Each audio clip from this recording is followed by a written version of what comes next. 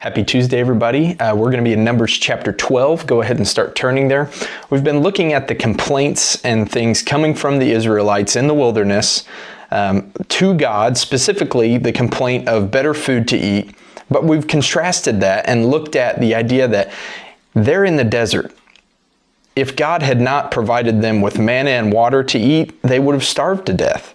And yet they still complained, knowing that, deep down, knowing that, they complained and wanted better food, and so God gave it to them, but they weren't satisfied with it, and eventually those who hoarded that food, the true complainers amongst them, God weeded them out because he saw them as a disease among his people.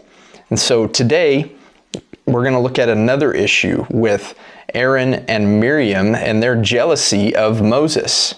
Okay, they see Moses and how he walks and talks with God so freely, and they want to basically be a prophet for the Lord. They basically say, can we not speak for the Lord too? And so let's pick up in verse 1 of Numbers chapter 12. Miriam and Aaron criticized Moses because of the Cushite woman he married. They said, "Does the Lord speak only through Moses? Does he not also speak through us?" And the Lord heard it. Moses was a very humble man, more so than anyone on the face of the earth. Suddenly the Lord said to Moses, Aaron, and Miriam, "You three come out of the tent of meeting." So the three of them went out. Then the Lord descended in a pillar of cloud, stood at the entrance to the tent, and summoned Aaron and Miriam. When the two of them came forward, he said, "Listen to what I say. If there is a prophet among you from the Lord, I make myself known to him in a vision. I speak with him in a dream. Not so with my servant Moses. He is faithful in all my household. I speak with him directly, openly, and not in riddles. And he sees the form of the Lord. So why were you not afraid to speak against my servant Moses?" The Lord's anger burned against them, and he left.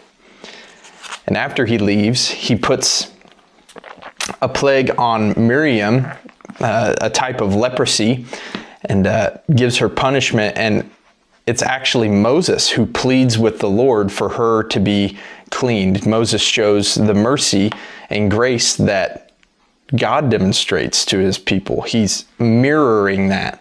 And so the reason God takes this short chapter to give an illustration of jealousy and how to deal with it, and why God comes down and deals with it himself, is because it's super serious, okay? Especially for us. Christians, we get jealous of each other all the time. And we may even get jealous of those who are trying to do great things for the kingdom of God, that are putting their whole effort into it. And all it does is isolate us from the people God has placed us in community with. It isolates us, it divides us, and makes us bitter towards others.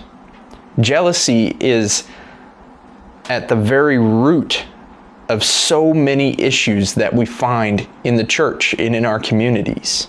And God takes that very seriously. So I just want to ask you today, because it's a common thing to struggle with, in what ways would you maybe be battling jealousy right now?